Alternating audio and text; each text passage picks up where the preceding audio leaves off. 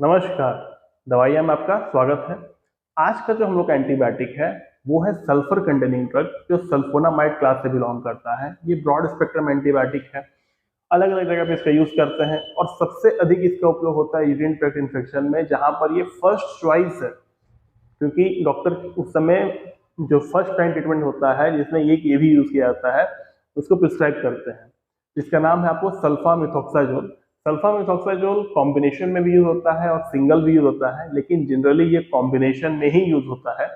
सल्फामिथोक्साजोल का कॉम्बिनेशन है आपको ट्राइमेथोप्रिम के साथ, और दोनों का कॉम्बिनेशन यूज करके हम लोग अलग अलग जगह पे इसको ट्रीटमेंट के लिए यूज करते हैं।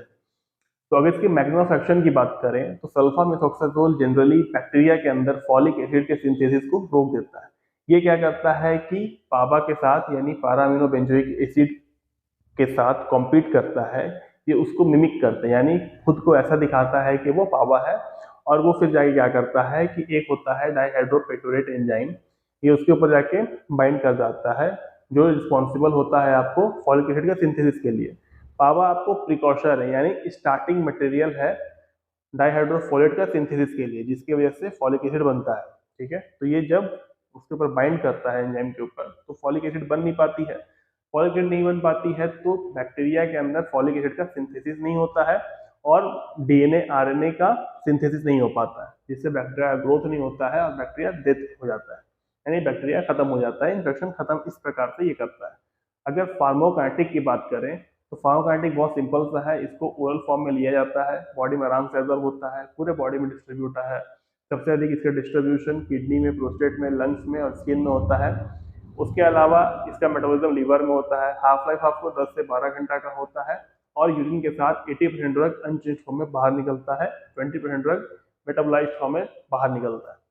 यूजेस जो सबसे इंपॉर्टेंट पार्ट है, तो इसका सबसे पहले हम बात कर रहे थे कि इसको फर्स्ट लाइन ट्रीटमेंट यूज करते हैं यूरिन ट्रैक्ट इन्फेक्शन में। तो यूरिन ट्रैक्ट इन्फेक्शन में आपको कॉम्प्लिकेटेड हो अनकॉम्प्लिकेटेड हो, दोनों इन्फेक्शन में बहुत अच्छे तरीके से यूज होता है। इसके अलावा इसका यूज हम लोग रेस्पिरेटरी ट्रैक्ट इन्फेक्शन में करते हैं, खास करके ब्रोंचाइटिस में, जिसमें हमारे गले में जो श्वास नली है उनमें इन्फेक्शन होता है और सूजन हो जाती है बैक्टीरिया की वजह से, तो वहां पे इसका यूज होता है। इसके अलावा इसको साइनस इन्फेक्शन में भी यूज कर सकते हैं और निमोनिया में भी यूज कर सकते हैं। इसके अलावा इसका यूज होता है आपको ईयर इन्फेक्शन में, किसी भी वजह से इन्फेक्शन हो सकता है ईयर में, और खासकर सर्दियों में हो जाता है तो वहां पे इसको यूज कर सकते हो आप। उसके अलावा इसका यूज हो सकता है ट्रेवलर्स डायरिया में। ट्रेवलर्स डायरिया एक ऐसा कंडीशन होता है जिसमें कंटामिनेटेड फूड या वाटर खाने की वजह से पेट में एब्डोमिनल क्रैम्प होते हैं, यानी बोलते हैं मरोड़ हो रहा है, वो होता है और लूज मोशन होती है, तो वहां पे इसका उपयोग कर सकते हैं। इसके अलावा सिंगोला एक इंफेक्शन है जो बैक्टीरिया की वजह से होता है, जैसे लूज मोशन होती है, वहां भी इसका यूज हम लोग कर सकते हैं।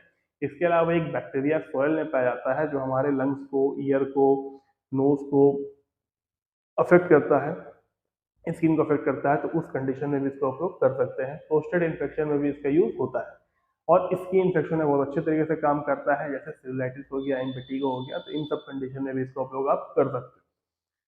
तो मोटा मोटी आपको जितने तरह के इन्फेक्शन होते हैं वहां इसको यूज करते हैं, लेकिन सबसे बढ़िया यूज इसको 3 जगह पे होता है। एक आपको हो गया आप यूरिन इन्फेक्शन में, एक हो गया आपको प्रोस्टेट इन्फेक्शन में, एक हो गया स्किन इन्फेक्शन में, और आखिरी है ट्रेवलर्स डायरिया वाले कंडीशन में इसका यूज कर सकते हैं।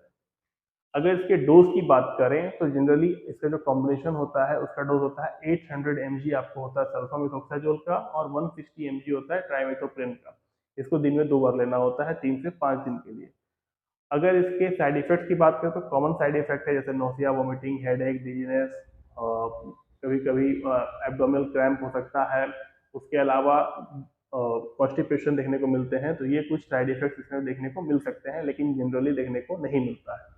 ड्रग इंटरेक्शन है इसके, कई दवाओं के साथ ये इंटरेक्ट करता है और उनकी टॉक्सिसिटी बढ़ा देती है। ये किसी दवा का इफेक्ट कम नहीं करता है, ये सारे दवाओं की टॉक्सिसिटी यानी कि इफेक्ट को बढ़ा देता है।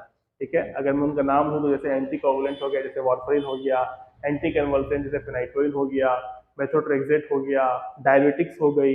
ये उसके अलावा आपको अलग अलग एंटीबायोटिक्स हैं, उनके साथ भी इंटरेक्ट करके उनके एक्टिविटी को बहुत ज़्यादा बढ़ाता है, टॉक्सिसिटी दिखाने में हेल्प करता है। तो ये कुछ कंडीशन है जहाँ पर ये टॉक्सिसिटी दिखाता है, वहाँ पे इसको यूज नहीं करना चाहिए, उनके साथ इनका यूज नहीं करना चाहिए। हमेशा ट्राई करिए कि दवाओं के बीच में गैप रखने का, ताकि एक दूसरे से इंटरेक्ट ना करें। प्रेगनेंसी की बात करें तो प्रेगनेंसी में बिल्कुल भी ये सेफ नहीं है। कृपया करके इसको प्रेगनेंसी में यूज़ मत करिए। अगर आप खुद से यूज़ करने का सोच भी रहे हैं तो पहले डॉक्टर से परामर्श ले लीजिए, उसके बाद ही इसका यूज़ करने का सोचिए। ब्रेस्ट फीडिंग में भी उतना सेफ नहीं है। उम्मीद है कि आपको ये वीडियो पसंद आया होगा। अगले वीडियो में फिर मिलेंगे, तब तक अपना ख्याल रखिए। जय हिंद।